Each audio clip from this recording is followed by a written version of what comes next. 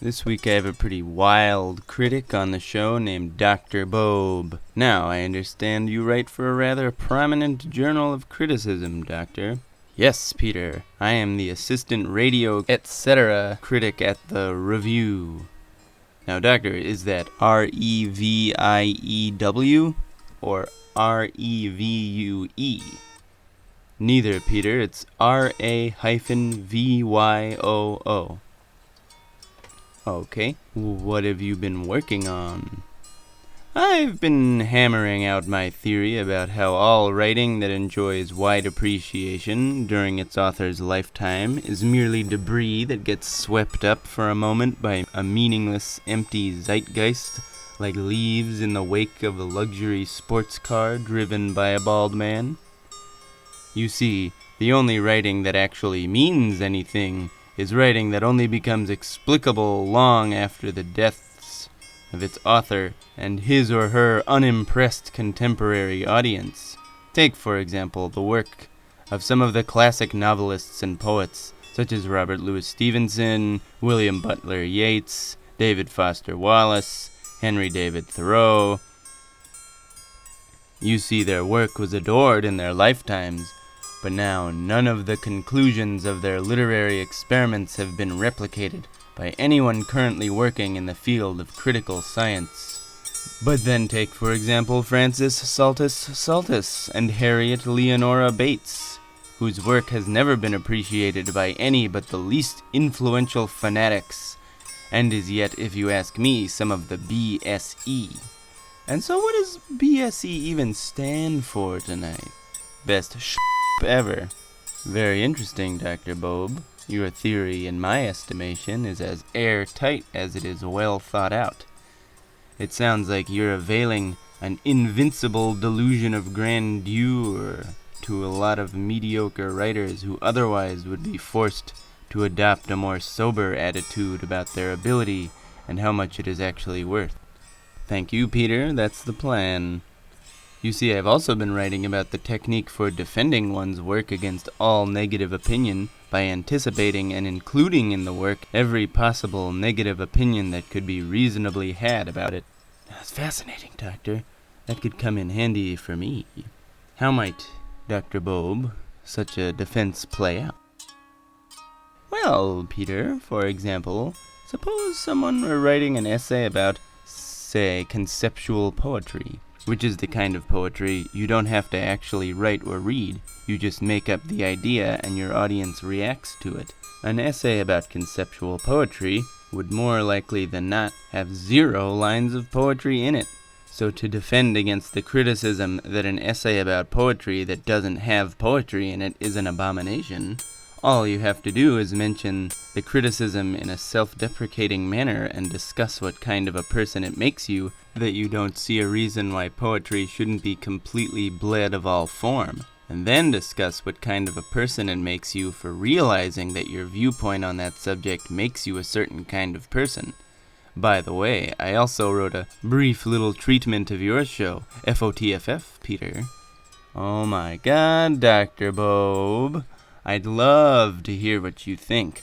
I'm sure it's going to be such a fawning. Flight of the 50 Fancies is the last, least innovative, most clueless and après-garde example of that tired style of insincerity that has been so in vogue for the past 40-ish years as to seem obligatory to the weak.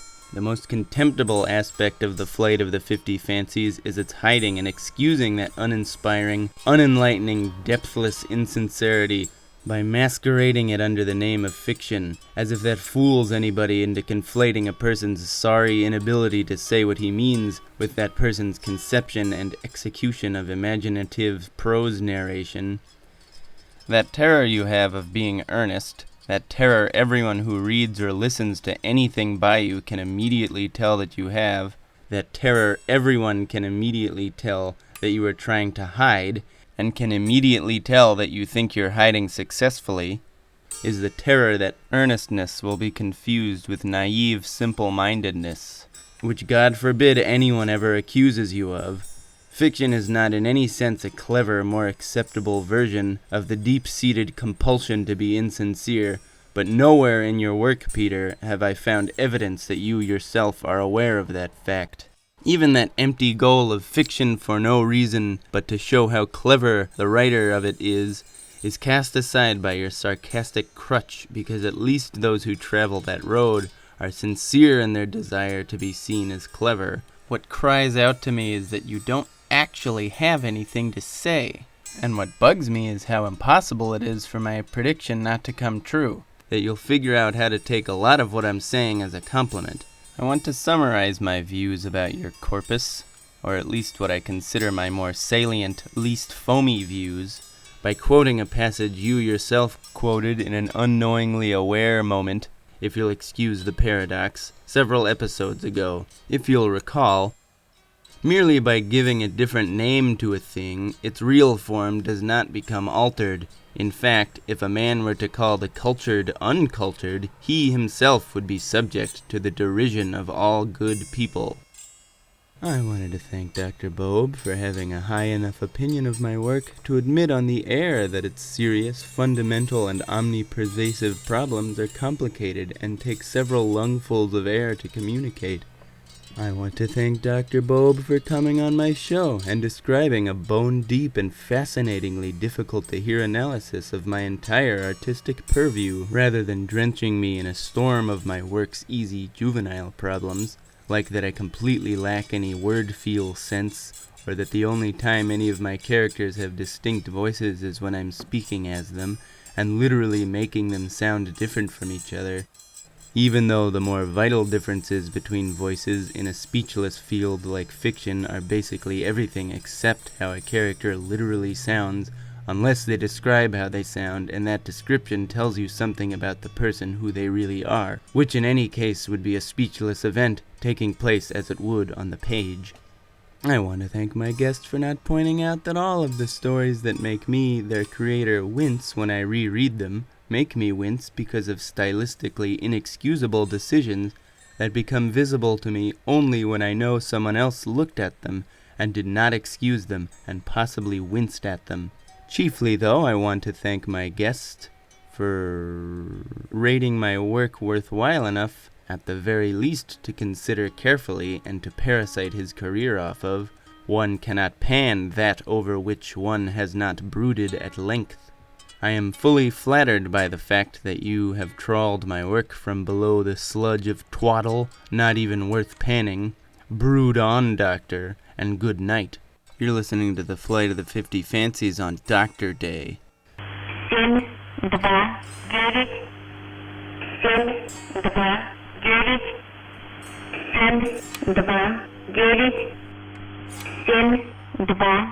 And that was a message from 14,280 kilohertz AM on January 14th, 2015 at 10:10 in the morning and 52 seconds. If I remember, I think it was Cuban spies, but what do I know? Hopefully I haven't been doing so bad a job that it's hard for you to believe that my next guest is a real wild kind of personage.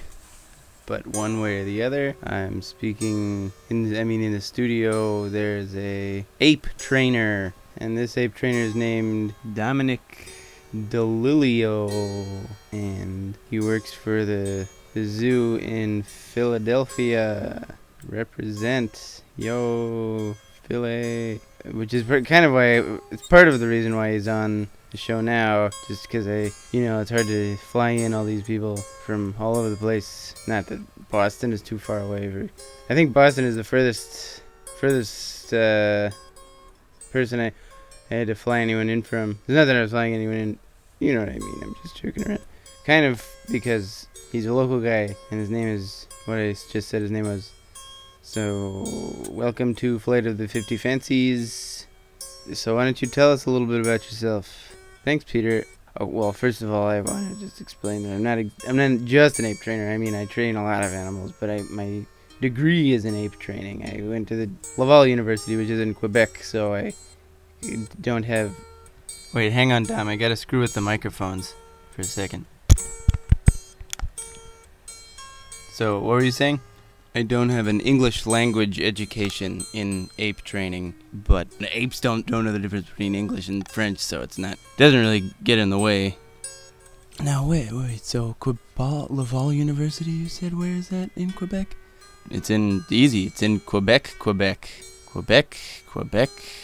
Canada. Or, if you talk to a lot of the people there, they would not say Canada, because they don't, I don't want to get in it, but they're very, very, militant sometimes, especially at Laval. It's very nationalistic. But I am an ape trainer, and I was trained in French, so I may need some help with the ape names. For example, I guess I was hoping to talk about one of the apes I trained. Her name was Ruth, was just short for, it's not short for anything, her name is Ruth, and she was an orangutan. Oh, orangutan. Is that her? Okay, so orangutan, and I had lunch with her a lot. You had lunch with an orangutan? Yeah, well, I mean, it wasn't like we didn't go to the cafe. We didn't go to the bar and have poutine. It wasn't like that. But at the university, we would go in where the apes would live, and Ruth and I would have lunch. And she was a quiet ape, but I learned a lot from her. Sounds so like, oh yeah, the apes taught me more than I taught them. But it's actually, in this case, it's not a joke, because I wasn't there to teach the apes anything, really. I was there to learn how to teach apes things, and I did, I guess. But really, they were the ones teaching me. Like all my professors and everything taught me some stuff, but you can only learn so much about ape training from a human, and you learn basically 99% from the apes. So tell me, how did Ruth, what kind of things did you do with her? You ate lunch? What else? We ate dinner? No, I'm just kidding. But I would teach her, some of the things that we would teach the actual apes, the things that we would teach them, for example, orangutans are actually solitary, so most of the time, any of their problems were kind of, inside of their own minds. And it's kind of hard to read them, that kind of ape, because they're not very social in the first place. But when you do read them, you really do understand their thinking, what they're doing. Because one thing it took me a while to really understand this, but humans and apes really don't think in language. We think we have cognitions that are not linguistic. We think they are because we attach them to a word quickly. Like you think, whatever it is, I'm hungry, I want lunch. But you don't really think that. You just have this feeling, and then you apply words to it. And so that's what humans do, but apes don't do that. And after a while, this is during my second year it was my second year of postdoc, and I learned how to understand the thoughts of the apes. The orangutans first, and then le macaque, the macaques. Wait a minute, macaques aren't apes. No, they're not, but these were from Japan. I'm kind of surprised you didn't ask, whenever I'm on an interview show, pretty much the first words out of their mouth are, what were tropical apes doing in Canada? And I really, really want to tell them about the Japanese macaques, because first of all, they're not apes, and second of all, they're not tropical. But I usually start out with Ruth, because she was my friend. She still is my friend. I talk to her, I visit her all the time. But all I'm saying is that first it was the orangutans, then it was the macaques, whose minds I understood. And unfortunately, for me, it was also, once you start to understand the minds of an ape, or anybody, you're letting them understand your mind. It's really, really not a one-way street, this thing. All you're doing is dissolving this wall. You're making a wall permeable that wasn't before. And I did that once I realized that we don't actually cognize verbally or linguistically. We cognize and then attach words to those cognitions. Once I realized that and a few other things that I don't really, we don't have all day. Once I realized all that stuff, I was able to understand apes. So are you telling me you had a telepathic relationship with this orangutan? Well, that would be ridiculous if I were telling you that on national television. Sorry. If that's the scoop you wanted, that's not how it was. Well, all I'm saying is that Ruth and I did not have to speak to understand each other. When I wanted her to climb up and get this block, there was a point early in my postdoc when I had to tell her, and I was pretty good. I said, "Hey, go up and get that block," and she understood and everything, and she went up on her net and came down. But later on, when I made all these realizations one after another, I could just kind of have that in mind that I needed her to get this block, and she would do it, or she would have it in her mind and say, let's have lunch first. What do you say? But it's really hard to accurately explain because I can only do this I can only communicate with you verbally, but I could communicate with with Ruth and with Jack and Hester, Lenore, Urban, Clive, Innocent, and Stuart through not telepathy, but I don't know what the word is. But it was easier for me to talk to them this way. And it's difficult for me to talk to you verbally because there's just too many media in the way. There's my thought, then there's a mouth involved, and a flapping tongue, and breathing out. And then on your side, there's there's a whole ear thing, and the ear does something to your brain. There's just too much stuff. But with the apes and the macaques, it was just so direct. All the communication. So tell me a little bit about Laval. I've never heard of that university before. I don't really know too much about Quebec. Oh, it's a beautiful place. It's actually the oldest North American French university. University where they speak, French is the instruction language. It's the oldest North American one.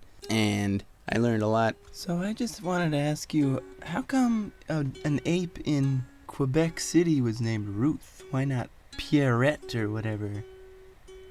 Because I named her. Oh.